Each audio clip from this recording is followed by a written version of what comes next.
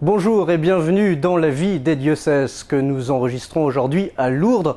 Nous partons aujourd'hui en Auvergne, au nord-est du Massif central, à la rencontre des Altiligériens. Ce sont les habitants de la Haute-Loire et du diocèse du Puy-en-Velay. Un petit département, 220 000 habitants. Terre principalement rurale, la Haute-Loire est aussi une terre d'histoire avec la ville du Puy-en-Velay et son sanctuaire Notre-Dame-du-Puy, l'un des plus vieux d'Europe. Bien connu pour être le point de départ français du chemin de Saint-Jacques-de-Compostelle, le Puy-en-Velay accueille chaque année des dizaines de milliers de pèlerins et de touristes. Mais le Puy-en-Velay, c'est aussi ses paroisses et ses chrétiens invités aujourd'hui à agir face notamment aux nouvelles pauvretés. Monseigneur Henri Bracard, bonjour. Bonjour et bonjour à tous les téléspectateurs. Nous formons une grande famille ouverte sur le monde. Voilà 21 ans que vous êtes l'évêque du diocèse du Puy-en-Velay. Oui, j'ai pas vu le temps passer, c'est vous dire que je suis un évêque heureux. Et vous dites aujourd'hui que vous êtes un évêque heureux. Pourquoi? Je dirais même très heureux. D'abord à cause d'un clergé, mes frères prêtres qui sont très fraternels, très proches des gens, soucieux des pauvres et collaborant vraiment avec les fidèles laïcs au service de la mission. Donc je dirais des frères prêtres merveilleux. Alors évidemment, il faut les encourager avec des perspectives missionnaires, car il y a des défis à relever. Alors pour que nos téléspectateurs vous connaissent un peu mieux, vous êtes diplômé de l'école des Chartes, licencié en philosophie, une discipline que vous avez enseignée à la Grande Chartreuse. Notamment, et pas seulement, je l'ai enseigné aussi à des groupes de jeunes et à des étudiants. Vous êtes bilingue, vous parlez anglais couramment. L'anglais est ma première langue maternelle et cela m'a rendu des grands services quand j'ai voyagé dans le monde, mais une langue c'est aussi une culture, donc je remercie beaucoup ma famille de m'avoir permis d'acquérir cette culture. Et enfin, vous êtes l'oblat perpétuel des chanoines réguliers de Saint-Augustin. Alors il s'agit d'une communauté qui permet de mener conjointement une vie d'esprit monastique à un ministère sacerdotal. Est-ce que vous pouvez nous parler un peu de ces chanoines réguliers de Saint-Augustin? C'est Saint-Augustin qui est à l'initiative de cette communauté. Alors d'abord, je dirais que c'est une grande grâce d'avoir pu entrer dans cette communauté qui était jeune à l'époque où je suis entré, jeune parce qu'elle venait d'être fondée, enfin quelques années auparavant. Donc elle s'inspire de la règle dite de Saint-Augustin qui n'a qu'une seule maxime, la charité fraternelle. Et ensuite, c'est une vie communautaire, une vie de famille, si vous voulez, très ouverte sur l'extérieur, puisque tous les invités ou les hôtes participent à nos repas et bien évidemment à notre vie de prière. Mais une deuxième singularité de cette vie qui m'a rendu très heureux, c'est aussi le service des paroisses. Nous sommes finalement immergés dans une vie diocésaine avec notre particularité, ayant des paroisses, des groupes de jeunes et beaucoup de liens avec un diocèse. Donc nous faisons partie aussi d'un diocèse avec nos particularités. Et aujourd'hui, vous n'êtes plus le seul évêque chanoine régulier de Saint-Augustin, puisqu'un nouvel évêque, Monseigneur Luc Ravel, vient d'être nommé au diocèse aux Armées, qui était aussi chanoine régulier de Saint-Augustin. J'en suis enchanté, d'autant plus que ce confrère a de très grandes qualités et le sens du service. Alors Monseigneur Henri Bracard, évidemment votre diocèse est largement connu pour son sanctuaire, Notre-Dame-du-Puy, mais ce que l'on connaît moins et ce qu'on a envie de découvrir aujourd'hui, c'est la vie des communautés chrétiennes en Haute-Loire. Qu'est-ce qui marque aujourd'hui la vie des chrétiens dans le diocèse du Puy-en-Velay? Alors d'abord, je dirais un peuple généreux, fidèle, et qui traverse les difficultés en essayant de les transformer en tremplin. J'admire beaucoup cette foi solide de la Haute-Loire. C'est une foi sans ostentation, vécue dans le quotidien quand elle est vraiment vécue, et se manifestant surtout par une qualité d'accueil qui, je crois, est le premier moyen d'évangéliser. Alors, si on veut faire un petit constat de ces difficultés, justement, quelles sont-elles? Est-ce que c'est les mêmes difficultés que rencontrent les autres diocèses de France, par exemple? Je pense, mais je crois que les difficultés sont diverses. Par exemple, la paroisse, qui est une famille fondamentale sans laquelle il ne peut pas y avoir une vie ni une mission de l'Église bien remplie. La paroisse souffre chez nous à cause de la démographie. Il y a des communautés qui sont devenues très petites du point de vue humain. Elle souffre aussi parce qu'il y a une certaine dispersion des lieux. Puis la montagne n'est tout de même pas toujours un moyen de communication très facile, même si c'est toujours un moyen très important. Et puis il y a les difficultés du temps. La paroisse, pour vraiment se développer, elle a besoin de soutien. Je ne suis pas sûr qu'aujourd'hui elle les trouve aussi facilement qu'autrefois, même je suis sûr du contraire. Alors devant toutes ces difficultés, comment la dynamiser?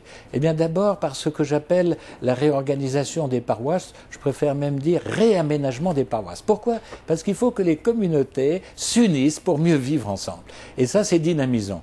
elles vivront avec l'aide d'un prêtre, évidemment, toujours d'un prêtre, puisque la communauté se reçoit du Christ, et elle se reçoit à travers ce service du prêtre. Mais aussi, les communautés se dynamisent en se réunissant parce que les fidèles laïcs vont aussi s'encourager à prendre leurs responsabilités, les responsabilités du baptême. Donc le réaménagement des paroisses est en vue d'une vie plus grande et d'une mission pleine d'espérance. En ce sens-là, je suis très heureux de ce qui se passe en ce moment dans le diocèse. Concrètement, comment s'organise aujourd'hui la paroisse et en quoi c'est déterminant pour l'avenir de votre diocèse? Bien, la vie paroissiale, elle était définie par Jean XXIII d'une manière merveilleuse, la fontaine du village. C'est la communauté qui, au fond, regroupe des personnes en les rendant plus proches à travers un lien avec le Christ. Donc, c'est une communauté de proximité. Et le prêtre diocésain a le sens de cette proximité et on comprend l'importance. La proximité, c'est pas simplement être proche géographiquement, c'est découvrir la vie des gens, participer à cette vie, avec évidemment les changements du monde d'aujourd'hui. La paroisse était autrefois très rurale, avec son mode de vie rural. Aujourd'hui, la paroisse accueille des personnes qui ont différentes activités, qui parfois ne viennent que très peu dans le lieu de leur résidence. Je veux dire par là qu'elles travaillent dans un lieu et elles viennent ensuite se reposer, se détendre dans un autre. Donc la paroisse a pour première mission de regrouper. La deuxième caractéristique de la paroisse, c'est une unité dans la diversité. C'est ça qui est merveilleux. Une unité dans la diversité, c'est-à-dire on regarde dans la même direction, mais on peut être très divers par ses goûts, par ses progrès, par sa manière de vivre. Et le rôle du prêtre, c'est justement d'être serviteur de cette unité dans la diversité. Et puis, la paroisse, évidemment, doit être missionnaire. Et comment est-elle missionnaire? Alors je pense de plusieurs manières. Elle doit être d'abord la famille des sans-familles. Vous savez qu'aujourd'hui, tout de même, les sans-familles sont nombreux pour beaucoup de raisons. Et la paroisse doit donner l'expérience d'une famille accueillante. Je pense que c'est sa première manière d'être missionnaire. Ensuite, elle doit développer des liens avec tous ceux qu'elle ne connaît pas, mais qui habitent sur le territoire par des visites, en saisissant différentes occasions. Et puis enfin, elle doit être missionnaire par des temps missionnaires. J'ai eu le bonheur, il y a quelques années, de voir sur le diocèse 2 paroisses faire appel aux Lazaristes, c'est-à-dire aux fils de Saint Vincent de Paul, qui sont venus pour des temps missionnaires. Et je pense qu'il faudra développer cela, parce que la paroisse ne peut pas tout faire toute seule. Elle doit aussi pouvoir profiter des mouvements, par exemple. Je crois qu'il y a un rapprochement très grand en ce moment entre mouvement et paroisse, et je m'en réjouis. Elle doit aussi profiter de l'école. L'école catholique, en ce moment, fait de grands efforts pour se rapprocher des paroisses, et je pense que c'est très important. Et puis, il y a les aumôneries d'enseignement public qui doivent aussi découvrir la vie paroissiale et y participer le moment venu. Alors moi, je suis plein d'espérance pour l'avenir de la paroisse, parce que c'est vraiment une communauté où les liens personnels comptent, et ce sont des liens au service du don de soi. Est-ce qu'aujourd'hui, il existe une recette, justement, pour permettre à cette diversité de travailler ensemble pour être au service de la mission? La grâce de Dieu. C'est-à-dire un amour que nous recevons. Cet amour, on le reçoit dans la prière, bien évidemment. Cet amour, on le reçoit aussi à travers les sacrements. Et puis cet amour nous envoie vers les autres. Je crois que l'unité de la paroisse, elle est profondément faite par un amour que nous recevons du Christ, notamment à travers l'Eucharistie, un amour qui assume tout ce qui est beau, tout ce qui est grand dans l'humain. C'est ça qui est merveilleux dans la foi chrétienne, c'est qu'elle assume tout l'humain et lui donne une nouvelle dimension. Donc c'est une unité qui va parler. Jésus le dit dans l'Évangile. C'est à l'amour que vous aurez les uns pour les autres qu'on vous reconnaîtra pour mes disciples. Ça n'a jamais été aussi vrai, même si cela a toujours été vrai. Alors concrètement, avec cette réorganisation, comment est-ce qu'aujourd'hui vous arrivez à permettre aux prêtres, aux laïcs de travailler ensemble? Sur quel terrain vous les envoyez? Sur quelle mission particulière vous souhaitez donc les diriger? Alors d'abord, je crois que le prêtre se situe bien aujourd'hui, ou est appelé à se situer bien, comme justement le serviteur d'une vie, comme le serviteur d'une mission. Donc la collaboration prêtre-laïque est fondamentale, d'ailleurs mes frères prêtres le désirent. Alors comment aider les fidèles laïcs à découvrir leur mission? Je pense de plusieurs manières.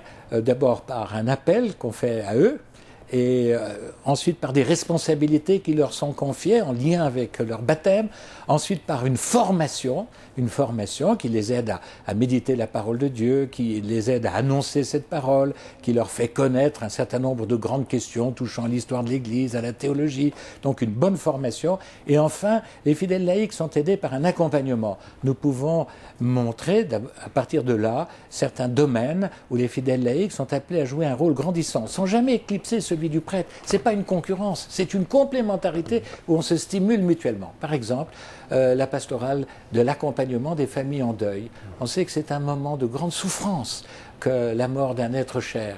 Eh bien, l'équipe de funérailles, animée par le prêtre, bien sûr, mais qui prend sa responsabilité, va par exemple visiter la famille qui a été touchée par un deuil, préparer la célébration des funérailles, et peut remplir aussi d'autres rôles. Par exemple, l'accompagnement au cimetière, que sais-je encore. Mais ce n'est pas enlever au prêtre sa place, c'est au contraire lui permettre, j'allais dire, de remplir pleinement sa mission dans une collaboration.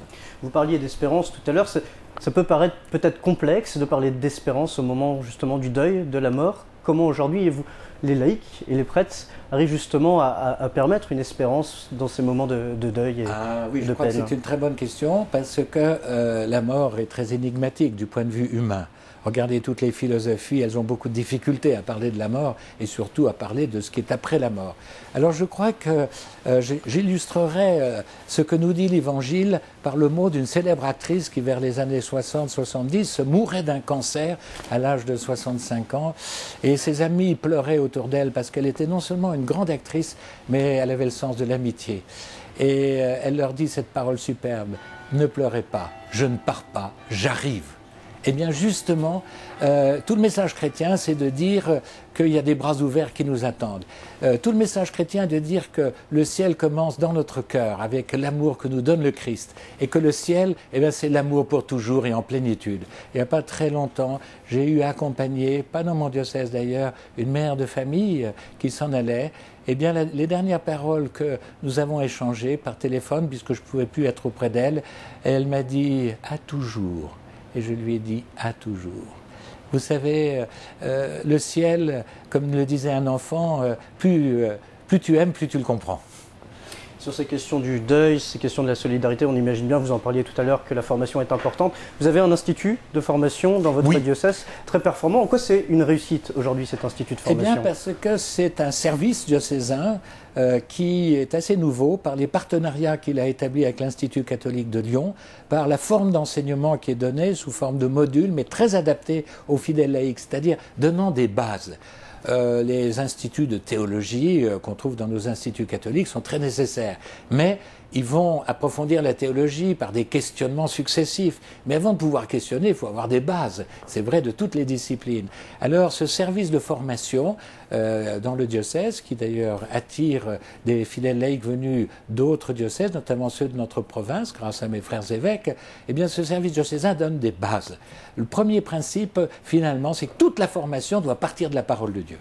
Le deuxième principe, c'est que toute la formation doit favoriser un contact personnel avec le Christ, de telle manière qu'on se laisse transformer. Comment parler de quelqu'un si on ne se laisse pas transformer par lui? Et puis le troisième principe de cet institut, c'est de rechercher ensemble les chemins nouveaux par lesquels l'Évangile peut être annoncé. Donc c'est très dynamisant. Et je pense que le programme, eh bien, grâce à de très bons enseignements, mais grâce à de bons échanges aussi, eh bien, est un programme attirant. Vous avez des retours des laïcs, ils vous en parlent de cette formation? Oui. Qu'est-ce qu'ils peuvent dire? Eh bien, ils disent des choses très intéressantes. D'abord, ils souhaitent ici et là des améliorations. Ils sont une force de proposition. Il y a toujours un moment où on fait des bilans avec eux et on profite de ce qu'ils nous disent pour progresser. Ce que je constate, c'est qu'ils ont une grande faim de la parole de Dieu, de prière et aussi d'un amour qui soit concret, qui s'exprime à travers un service. Mais quand il s'agit de jeunes, il faut aussi apprendre la pédagogie. Et cette pédagogie des jeunes, eh bien, elle varie avec les époques. Donc il y a une inventivité de leur part. Alors, Monseigneur Brincard, nous parlions tout à l'heure des prêtres. Alors, votre diocèse compte aujourd'hui 3 séminaristes. Vous avez ordonné en juin dernier un prêtre, le père Jérôme Tran, originaire du Vietnam, que vous avez accueilli dans votre diocèse en 2004. On voit les images de son ordination sur notre écran. aujourd'hui, c'est une chance pour vous de pouvoir accueillir justement ce jeune prêtre d'origine étrangère? J'allais dire c'est une grâce, c'est-à-dire un don de Dieu. Le diocèse du Puy a donné beaucoup de missionnaires dans le monde entier, notamment par le biais des missions étrangères de Paris. Il y a beaucoup de prêtres originaires du diocèse qui sont allés dans les terres lointaines, si on peut les appeler ainsi. Aujourd'hui, le diocèse du Puy reçoit. Peut-être après avoir donné, il est appelé à recevoir. Et Jérôme incarne justement cette attitude et au fond, il nous ouvre sur l'Église universelle et il nous aide à créer des liens avec des églises sœurs. Par exemple, l'église sœur qui est au Vietnam. On peut beaucoup apprendre d'une église sœur tout en lui rendant un service. Et Jérôme va rester chez nous pour assurer un service sacerdotal déjà très apprécié. Il a un excellent contact avec les jeunes. Et en même temps, pour les jeunes, c'est une très bonne chose de découvrir d'autres cultures et d'autres civilisations. Vous m'avez parlé de 3 séminaristes. Bien sûr qu'on en voudrait beaucoup plus. Mais je suis déjà très heureux de les avoir. Ils se forment bien, ils ont un esprit très missionnaire, ils aiment le clergé dans lequel ils vont entrer, c'est-à-dire leurs frères prêtres. Je suis très frappé chez les jeunes prêtres qui ont été formés par le même chemin, leur respect, leur affection pour leur curé. Donc il y a une bonne rencontre de génération, avec des conflits bien sûr, jamais rien n'est de l'ordre du rêve, mais ils s'aiment beaucoup entre eux. Et je pense qu'ils inventent avec les séminaristes de nouvelles formes de fraternité sacerdotale. Ils n'inventent pas le sacerdoce, bien sûr, c'est celui de toujours, mais ils inventent de nouvelles formes. Alors, par exemple, ils se rencontrent plus souvent, ils prient ensemble, ils veulent réfléchir ensemble, ils veulent être une force de proposition. Et nous allons progressivement créer dans le diocèse des pôles missionnaires, surtout là où il y a beaucoup de population. Et donc la vie, j'allais dire, non pas communautaire au sens religieux, mais une vie où ils peuvent se rencontrer plus souvent, sera facilitée. Je crois que c'est très important. Ça correspond à un véritable besoin? Ça correspond à un besoin, ça correspond à mon souhait, et ça va beaucoup faciliter, à mon avis, l'éveil des vocations sacerdotales. Quand vous voyez des confrères prêtres vivre ensemble, très différents, tout en étant dans un même esprit, qui est d'ailleurs souvent un esprit de réconciliation, un esprit de dynamisation, c'est très parlant pour des jeunes. Et je pense que pour les vocations, il y a aussi une autre condition des vocations sacerdotales, c'est que les frères prêtres, surtout les jeunes, puissent être avec les jeunes. Ce qui a été le cas dans le passé. Moi, je pense à tous ces prêtres qui ont animé nos écoles, qui ont animé les mouvements d'action catholique, qui ont été une grande force et qui le demeurent, d'évangélisation. Eh bien, c'est grâce à ça que les jeunes ont vu des prêtres qui donnaient envie. Et bien aujourd'hui, dans des conditions nouvelles, il faudra le faire, notamment par ce chemin de communauté sacerdotale, mais je précise diocésaine. Je suis religieux, mais la vie communautaire dans la tradition religieuse est tout de même différente.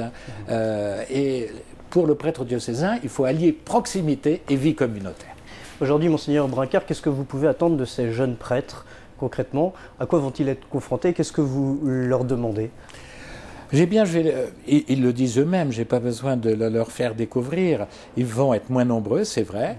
Ils sont appelés à beaucoup collaborer avec les fidèles laïcs, mais là, il n'y a aucun problème. Ils sont appelés surtout à être des grands semeurs de joie et d'espérance.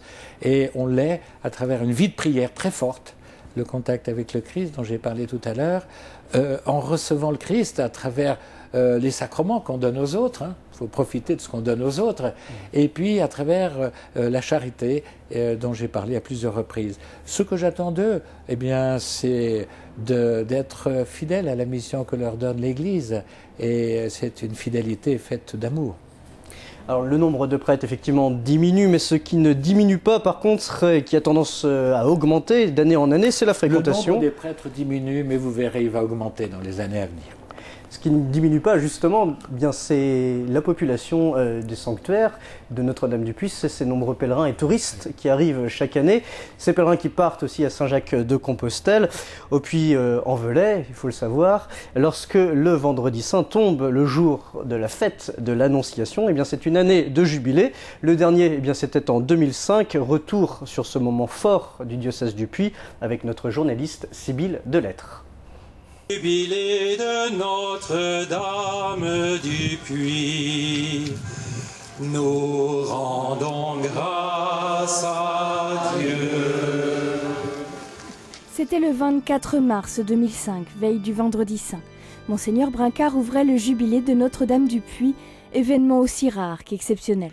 En effet, le Puy fête le jubilé ou grand pardon lorsque le vendredi saint tombe le 25 mars, jour de l'Annonciation. Au cours du XXe siècle, il n'y a eu par exemple que 3 jubilés. Au début d'un nouveau millénaire, aux hommes et aux femmes qui cherchent la source de la paix et de la joie véritable, annonçons le grand pardon de Notre-Dame du Puy. Un jubilé ouvert par la célébration de la Semaine Sainte. Et le 2 avril, alors que le Puy fête la Sainte Vierge, à Rome, le pape Jean-Paul II rejoignait le Seigneur. Le jubilé est donc devenu prière pour le pape.